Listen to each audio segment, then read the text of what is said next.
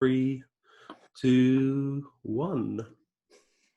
Izzy Wizzy, let's get busy. Richard, thank you so much for joining us today. How are you doing? I'm really good, thanks. Thank you for being interested in my silly little life. No, it's brilliant. How's this year been for you? Because I mean, with Sooty, I guess you're touring all the time. I've seen your show twice actually. I've seen it in Leamington Spa, and I've seen you guys in Winter Wonderland as well. It was a really, really great show. But how's this year been for you? Because I imagine you've had a lot of cancellations and things that you're looking forward to. Yeah, I think it's. I think I'll have to give you a really honest answer. It's not been good. It's not been easy. I'm in love with my job. I'm being very fortunate. I've always got a full diary, which means I'm always performing or I'm doing the TV series or what have you. And I didn't realise how much I needed that until it was all taken away. And suddenly, I live in a nice little house. I'm just overlooking the beach and stuff, and I've got all this, but it sort of all faded into sort of nothing. I was really, really lost without the performance. So everything was cancelled. I was mid-theatre tour. That all stopped. We had a TV series that was going to shoot early September. That was all knocked on the head. Well, we moved it from June to September, and then that went. And I do magic as well as the Sooty show. And a producer was going to use me in a show called Extreme Magic, which was sort of chainsaws and everything that's so far removed from Sooty. So that was I love Sooty, but it was lovely to look forward to that. So everything just went. The lifeline's been that a few weeks ago, Kudos, who I do panto for, have unleashed 6 or 7 socially distanced pantos around the country. So I am actually working at Christmas, cross fingers. Right. So that's been brilliant mentally and obviously, for lots of reasons. So, but it's been a tough year for everybody in the entertainment business, a strange year. But hey, showbiz. I guess as well, it's kind of the fear of the unknown as well, isn't it? Not knowing how we're going to sort of progress from here. And hopefully we're getting this news about a vaccine, and hopefully we'll be able to kind of have a different 2021. But, for me as well, I tour around schools and things like that, and you don't realise how much you do love what you do until it's completely just taken away from you. It kind of makes me appreciate it more, because sometimes when I'm travelling, I'm like, I've got 7 schools and book events and stuff this week, and I just want to I'm feeling a bit burnt out and it's a bit too much. But when it's all taken away, you really do appreciate what you do. I have a great agent, great manager, a guy called Michael Vine, who has looked after very famous people, very successful people as a manager, and he defines it perfectly. He says there are some people that want to perform, like to perform, and then there are some people that need to perform, and which category are you in? And I'm in the need to. It's not about the money for me. I'd do it for nothing. I mean, I shouldn't tell anybody that, but I would do it for nothing. And that's the difference. It's kind of, it underlines your reason to live, I think. So anyway, hey-ho. We're performing now. We're performing now, exactly. So well, how long have you been performing for? Like, how did your sort of performing in life start? Well, I don't know if you're going to use any of this video, but all of this is my office. It's kind of like I keep all my stuff here from my career, and there's pictures just behind me there, black and white pictures of me when I was probably 8 acting in a stage play. So my mother was a professional actress, and I had a natural, as did my sister, who's also was a very successful soap actress for years, quite well known. And she and myself developed this love of theatre, encouraged through my mother, who of course was thrilled that we loved it. And so I started as a child actor. And while I was in that play, actually, that very play that the pictures are of, the guy that was playing my father, he was going to, in his next play, after this season had finished, he was going to play the part of a magician. And he was having lessons from a member of the Magic Circle in order that he could perform magic on stage. He was an actor. And I thought the idea of having magic lessons was brilliant. And at the time I was being forced into piano lessons, and I hated playing the piano. I don't know why my mum and dad wanted me to learn the piano. I absolutely hated it. So I said to my mum, look, as a trade-off, can I swap these piano lessons for magic lessons? Because I love magic tricks, watching them and stuff. And I'd only be about 8. And they agreed. So I had a member of the Magic Circle, who is still my lifelong friend, Brian Glover, come to my house on a weekly basis and teach me tricks. And from that, I became, I'm cutting a long story, very long story short. When I was 15, I was the Young Magician of the Year, the Magic Circle's Young Magician of the Year, which was a big deal. And I got invited onto several TV shows. One of them was the Sooty show, and thereby started a friendship and a relationship, which 30 years on was to prove a life-changing, pivotal moment in my career. But that's another story. Yeah. So who were your sort of inspirations, I guess, or who did you look up to in the magic world? Would you always like watching magicians when you were younger? Oh yes, I mean wall-to-wall magic. A lot of the Americans.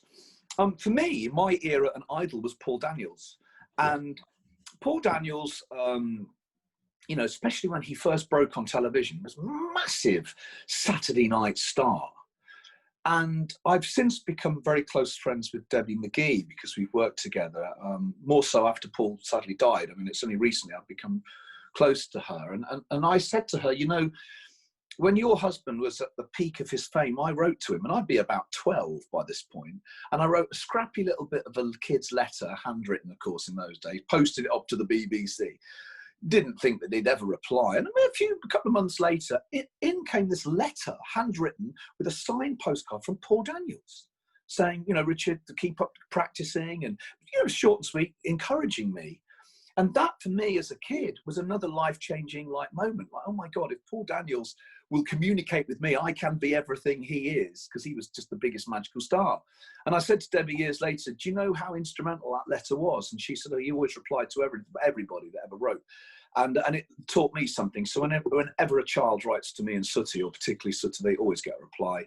It's all social media now. It just proved, you know, how someone can influence your life. So Paul Daniels was the magician's magician. He was a very commercial performer, but there was nothing he didn't know about magic. And he was very kind and generous to me in what he told me over the years. And so he's my hero. That's amazing. I mean, one of my heroes was actually Sooty. He was the first present I got, was my little puppet of Sooty. I mean, how old is Sooty now? Is it, I mean... He's 72. 72? Yeah, he's 72. I've got him to the left of me. I'll show you him by the end, I'm sure. He's 72, and he was discovered in 1948 by Harry Corbett. And again, over there in my cabinet, I've probably got one of the oldest surviving Sooty. There's no original one. People often claim to have the original Sooty, and that's a real myth, because I'm good friends, of course, with Matthew Corbett. And he said that if his father had ever had the slightest inkling it was ever going to be remotely famous, let alone legendary, he would have kept the first Sooty in a glass case and never touched it, and it would have been in a museum somewhere. But they were disposable toy shop items in Harry's era, and as one wore out for his kids' party shows, he went and bought another one. So there were many, many, many Sooties before the one that, you know, broke on television became famous. But yeah, he's 72. It's quite something. Yeah. And how's Matthew Corbett doing? Because he hasn't even did he have the COVID-19? Was he poorly? Yes, he did. Yeah, he was poorly. He called me from the ward, actually, quite distressed, because he thought the story would break, and he wasn't in a good way at all. But thankfully, he's fine.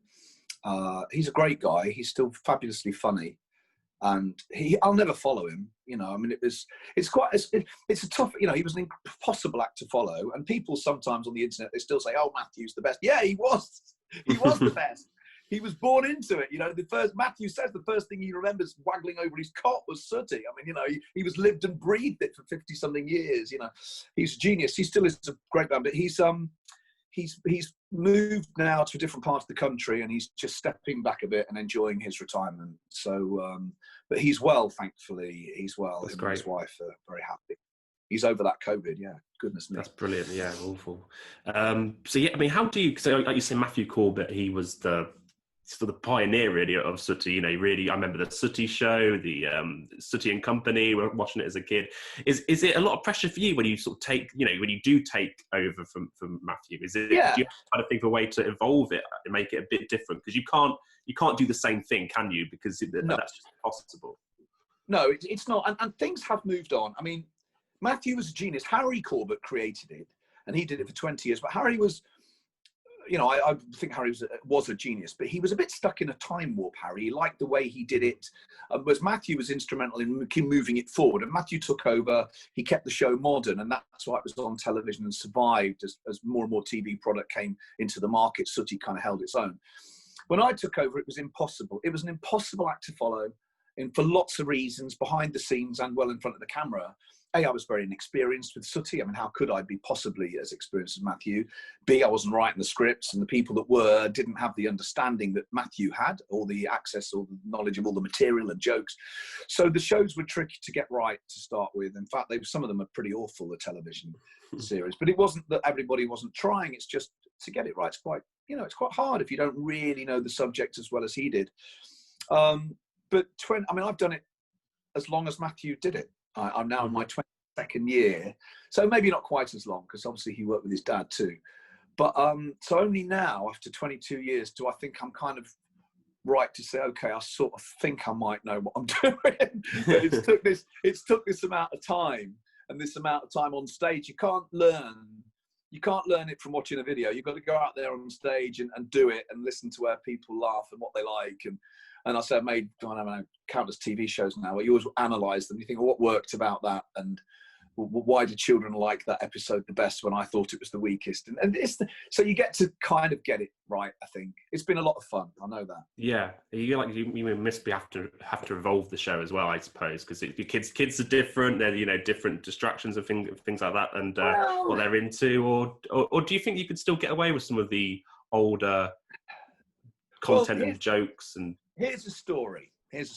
The answer is absolutely yes.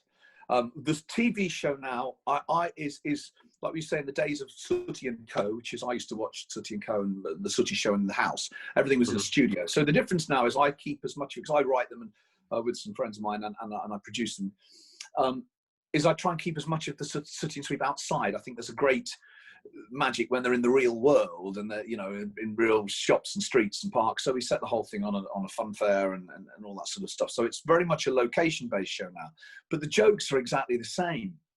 I get the inspiration for some of the jokes right from Harry Corbett's day.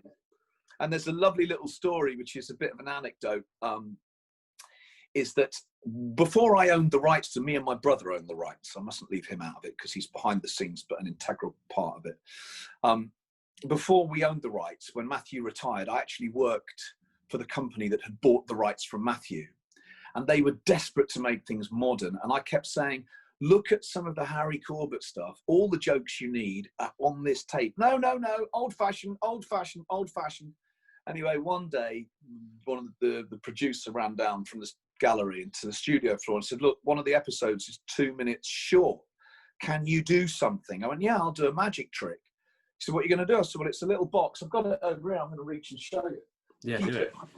It's a little box. I said, and it's a little box, and you put an egg in it, and the egg disappears, and then it appears under my hat, and Sooty hits it, and it all runs down. It hits the hat, and all the egg runs down my face. So anyway, I said, this is the box. I bought the box in the studio next day, and they said, well, can we paint it? We don't like it, Graham. I said, no, you can't touch it. You can't touch it. It's my box. You can't touch it. Anyway, I did the routine, and they came down afterwards from the gallery. Oh, it's fantastic, really funny. All the egg running down. You can see it's on YouTube on an episode called "It's My Party," me doing it. And I said, okay. I said, this box is 40 years old. It was Harry Corbett's. He did this in 1956 on an episode called Sooty Magic Show. This is the prop he used, which it is, and I've just done it verbatim, word for word. Wow. And they hated me for it, but it's there for all to see. So I sort of proved a point that everything you want, kids laugh at the same stuff now that they did years ago. The pace has to be faster, but the jokes are the same, ultimately. Yeah, I mean, I even love when I've seen your show. I even loved the memory. You relived some of the old stuff, especially when you see Sooty with the water pistol, for example. I mean, I love seeing that because that just took me back to my childhood. Because I was just like, I love seeing that. And it must be good. I mean, do you get adults as well who sort of come up to you and say, thanks for giving me nostalgia? That's the thing. When if you've been to live shows, I mean, you go to live shows and there's the audience is 60% adult. I mean, I say a line, say hello to Sooty, everyone. It's the same line. I do the same joke every show, and they all wave, and you can hear when they'll say hello that it's predominantly adult voices. And I'll say, look at that, Sooty. Yeah, mums and dads are more pleased to see you than the kids, and it's true. So you do, and at the minute, to break a bit of boredom, I'm doing some of these celebrity video message things You know, you pay a few quid and I say, hello, happy 5th birthday. Well, I mean, it's been great fun. I've enjoyed doing them and I'm doing lots of them. It's very popular. But 75% of them for adults. Yeah. Happy 50th birthday, happy 40th birthday, happy wedding anniversary. It's all adults.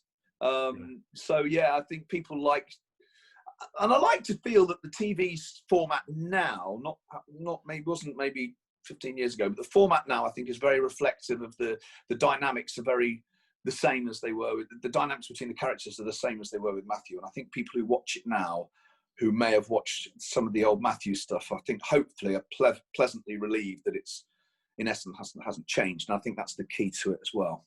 Yeah, that's great. Was puppetry something that always interested you, or did that sort of happen when you took into my old bench? Oh, there you go. Yeah, because I always find puppetry's quite what's underrated, because it is, anyone can put a puppet on their hand, but you have to be a really skilled puppeteer to really interact with kids, I find. No? Yeah, I think you've got to be a good actor, because you've got to suspend belief.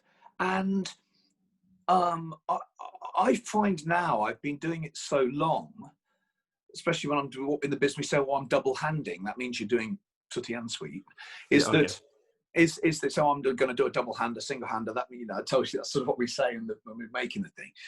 That I find, as some of the key puppeteers who also work on the show, that I can be talking to you and Sooty and Sweep will be doing their own things.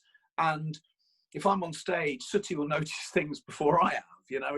They sort of, you develop this, they become their own little things, and it's like playing the piano, I suppose, when people just sort of play it when they're talking away and you think, how are you doing that? You develop this sixth sense, but I just think it's a question of doing it. Here's a funny story for you. So when I first took over from Matthew Corbett, on the first day, Matthew was still there, because the first few episodes of Sooty and Co, of that series, we were both in it together. Also with a lovely girl called Liana. We were both there to start with. And Matthew had the moment where they said, right, then Richard, Matthew's going to teach you how to operate Sooty. And it was like, oh my gosh, this is an incredible moment. What a moment. And I sat there with him, and they closed the doors, and I thought I was in for some masterclass. And he literally said, you put it on your hand and wiggle it about. And that was literally it. And I thought, well, what on earth? Yeah, well, that's it, isn't it? Actually, I mean, there is more to it, because you develop this thing. But in essence, that's kind of it. I don't know what I was expecting. So it is quite. Sooty is one of the most easiest characters in the world to operate, I'd imagine. I don't find it difficult. Anyway, I'm waffling now. No, yeah, well, no, it's interesting because you see some puppeteers, and there was this girl who she won American's Got Talent, and she had the ventriloquist Darcy Lynn, I think her name was, and she was just the way she'd operate I couldn't believe she was like 9-10 years old. I just couldn't believe there's the skill that she could do, and I guess you don't have to worry about ventriloquism though.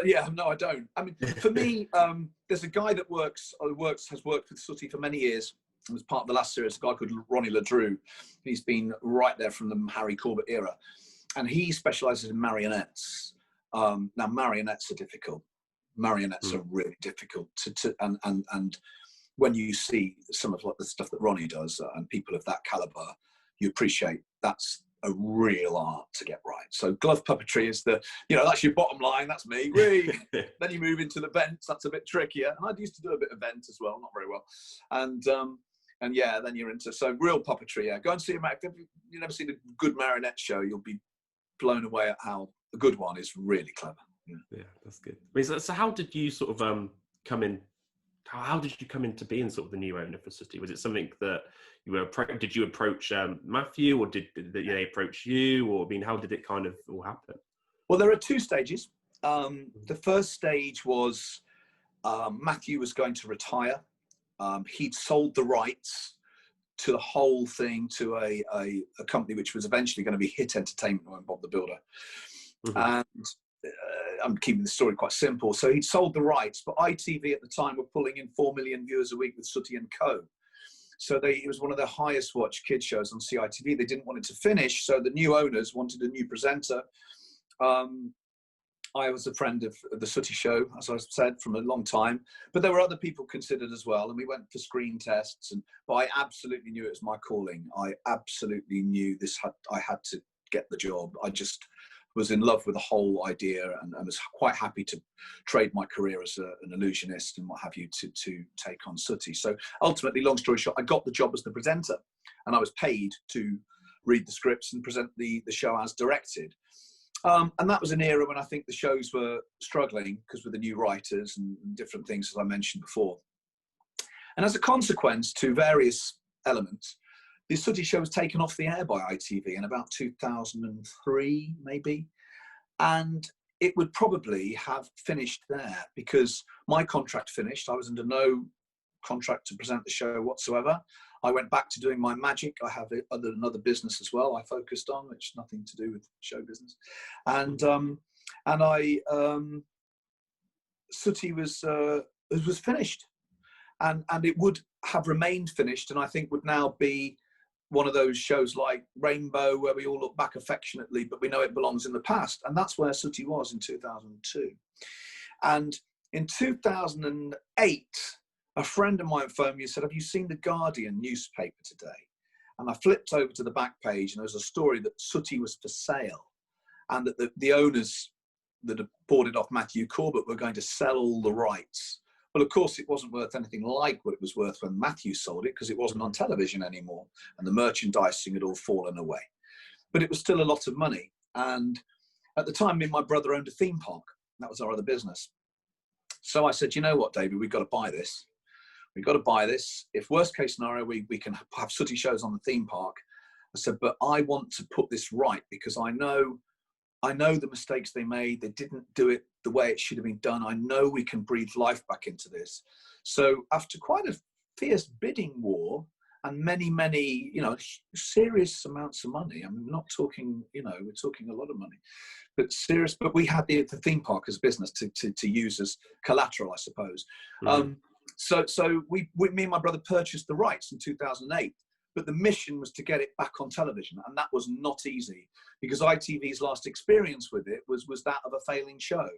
So we had to kind of convince them that it would be a success again. And it costs a lot of money to make a television show, it really does. Many thousands per episode, tens of thousands per 11-minute episode. So for ITV to commission 26 series episodes at a time was a big investment for them. So they needed confidence. So I made a pilot called The Big Day Out, which is actually shot on our theme park, and it's on YouTube still. And that was the pilot. I took it back to ITV, and they really liked it. And they said, well, we want 26 episodes, and can you shoot it all on the theme park? We love it. So that was the start of it all. And we reignited the whole Sooty brand. I hate using it. It's very corporate, the word brand, but yeah. we breathed life into something that I loved. And to see it come alive again, and to see it it's still on ITV every single day of the year. They transmit it on their children's strand every day. There are repeats, of course, because we physically couldn't make that many episodes, but we're still making new ones. We were supposed to be until this year, but we'll make some next year. So yeah, it was a real journey, and not an easy one, to get it back on the television. And it's just joyful that it's there. And as a byproduct of that, I've been able to reignite the stage shows, which I love doing. Panto, I get to play wonderful parts in the Panto. I played Buttons in a fantastic show last year at Nottingham with Sooty and Sweep, of course. Yeah. But I get to do all the magic tricks and stuff that I fell in love with before I was doing Sooty. So I've been able to bring everything together. It's been such a fabulous success for me personally. So I enjoy it so much, Yeah, I think that's really refreshing to hear as well, because it probably would be difficult if someone that didn't get Sooty had the rights, just kind of saw it as more as an investment thing, like you say, a brand, and kind of something that was worth investing in. But the fact that you grew up with your Paul Daniels and magic and being interested in that, and the love for Sooty as well. I think it's really refreshing to hear that you enjoy what you do. We won't say you'll do it for free, but that you do love what you do. And I think for kids to get into it, you have to have a team around it that care about Sooty in the show to be able to connect with kids. Yeah, and it's the same. A lot of the same people are the same people that were there when Matthew was doing it. I kept the whole family together. Brenda Longman is still the voice of Sue. Brian Sanford is still Sweep, brilliant, the pair of them. And they go back right into the Sooty and Co eras. And there's lots of crew as well that drop what they're doing to come and do the Sooty TV show, that have been on the show for years. Props, scenic designers. They just love Sooty. Yeah, you have to love it. And I don't think this is the secret to it. I think that whoever's going to do it next after I finish, and I have no intention of finishing, but there will be a day, I'm sure, when I have to, they have to own it. They can't, It can't be run by a company. It needs somebody. Matthew Corbett ran it around the kitchen table, and that's what we do. Me and my brother sit in this office. Well, my brother doesn't. He lives in somewhere far away, but we coordinate everything from this little room. And it's the easiest, it has to be a little cottage industry, I think. Sooty's never going to be a mega star. It's always just going to plod along, and that's fine. That's fine. Yeah. Is there something that you prefer doing in terms of with Sooty? Do you prefer the television stuff, or do you prefer panto or your Sooty show on theatre? Is there something that you really, I mean, I'm sure you enjoy it all, love doing it, but is there something that you personally just really get great satisfaction from Sooty? Yeah, easy answer. I do all those things, but usually after the theatre shows, I put Sooty in the box. And I'll tell you a little backstory. I'm terrible for talking. I did served my apprenticeship before I even met Sooty. Obviously, I'd done the Young Magician thing, but before I partnered with him, before I became the main presenter, I was working with the Chuckle Brothers on their stage tour, and I was a support act for them for a good couple of years. And after every show, they used to sit in the foyer and meet every child, and they would packing theatres. They would sit there for 3 hours maybe and meet every child and sign their postcards or whatever, their programs. And I said and Paul, they would always be the last people at a theatre. And I said to Paul Chuckle, who's still my friend, I said, why'd you do that? And he said, you can't let children let you into their bedrooms and their houses and be part of their life. And then when you're in the same building, shun them. They'll want to meet you. That's the deal. That's part of it. Now, I'm not saying Matthew he never did that. He'd do his show, and he'd, like most performers, he'd pack up and then move away. So it was me that started hang on a minute, I want to go out front with Sooty and I want to meet everyone after the show if they want to wait and say hi. And that's what I do. That's my favourite part of the show. Forget the stage show. I love meeting the kids because they've all got a little story. They tell you stuff they picked up from the television. You think, oh my gosh, I know what they're watching. And you get the parents saying, oh, of course, well, I remember watching it. And often the parents will step in for the picture. You think, oh yeah, that's why you're cute. So actually, it's the one-on-one meeting.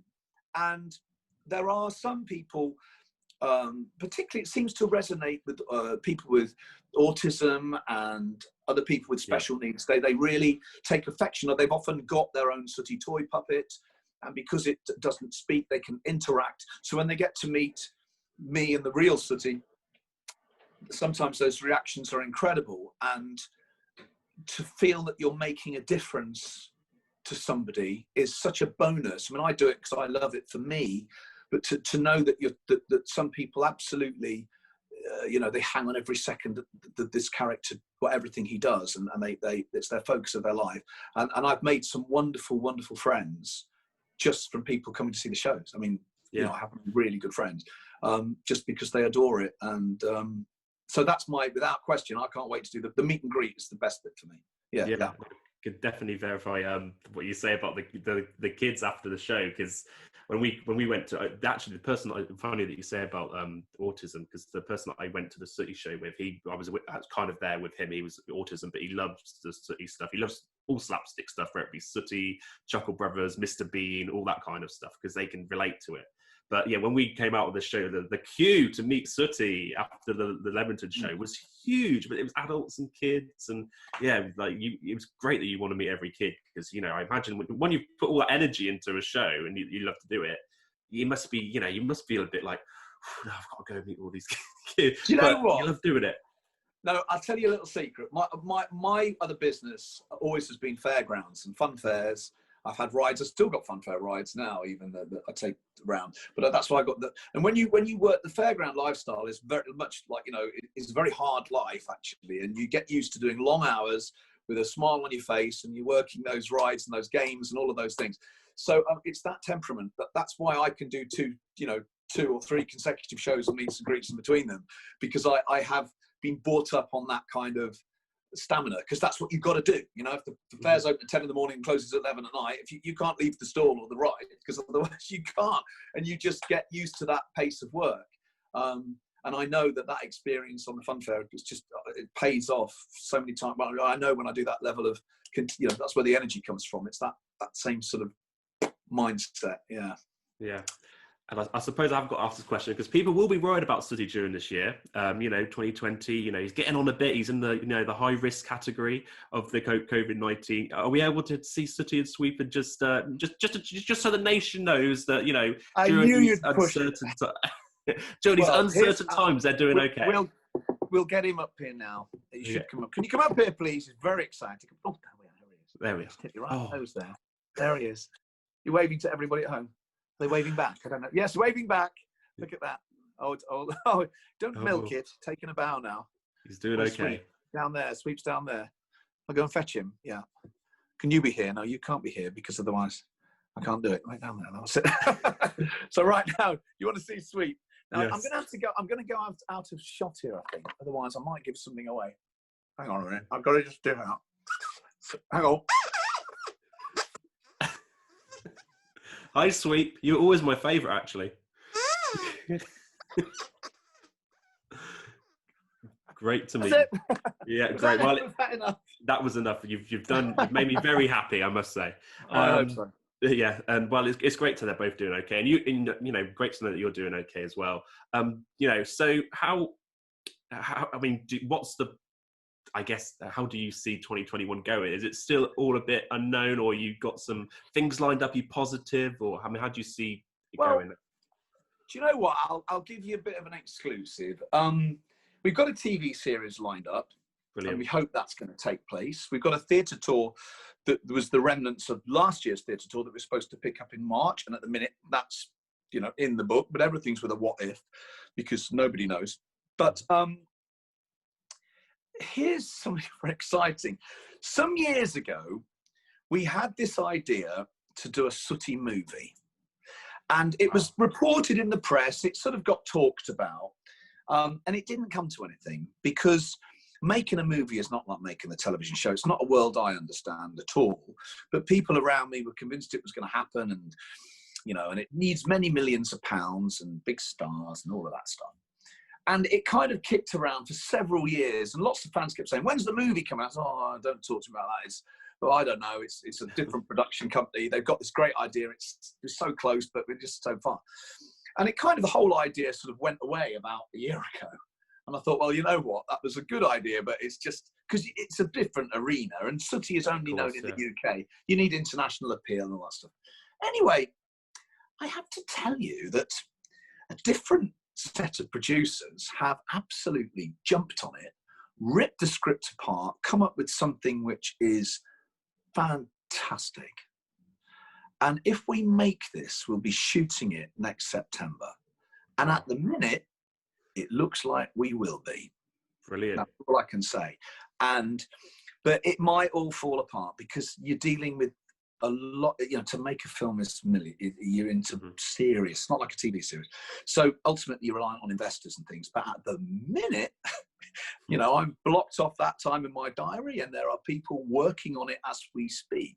So, and if that happens, it will change the face of Sooty forever in a wonderful way.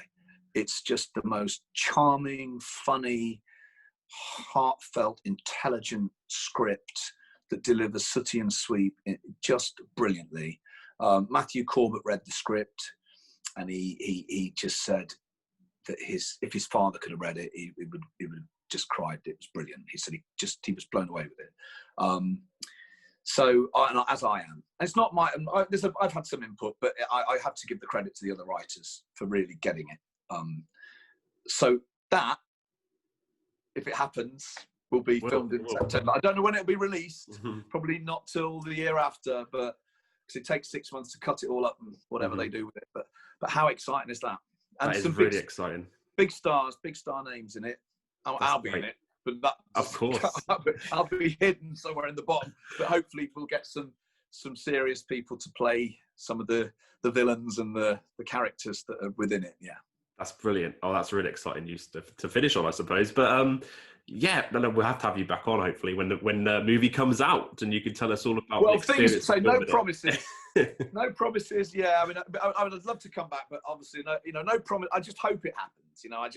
It would just be, oh, what an amazing achievement to have him reach an international audience, which is, you see, this is the secret, or the exciting thing is that Sooty now is, of course, heavily part of YouTube, which reaches out all over the world, and we get the statistics back. We have millions and millions of views of the Sooty Show on YouTube, and a third of them are in America. Oh, there you go. Interesting. Really, they love. That's really gathering. I mean, obviously, America's a big place, so we're still talking about a tiny percentage of American people watching it. But whoever's watching it is coming back, and those percentages are increasing. So, anyway, I digress. Yeah. Well, it's been great talking to you today, Richard. Where can people follow you, the Sooty Sweep? Where can they follow the show? Oh, bless them. Well, it's the Sooty website, thesootyshow.com. We're on Instagram at Sooty and Co. And then the Facebook page is really active. We're always updating it with funny stuff. And that is just The Sooty Show Official, I think. But it's just, if you search The Sooty Show on Facebook, it's the one that's got a couple of 100,000 likes. It's obviously the genuine one. And I'm in Panto this year, all things being equal, in Bristol Hippodrome and Birmingham Hippodrome with Sooty and Sweep. So if you're in those areas, people want to see it, then come on down. Yeah, well, Richard's been great talking today. Great to see that you're doing well, Sooty's doing well, Sweep's doing well. It's great to hear Matthew's on the mend. And thanks so much for joining us today, and look forward to good things to come. Thank you very much.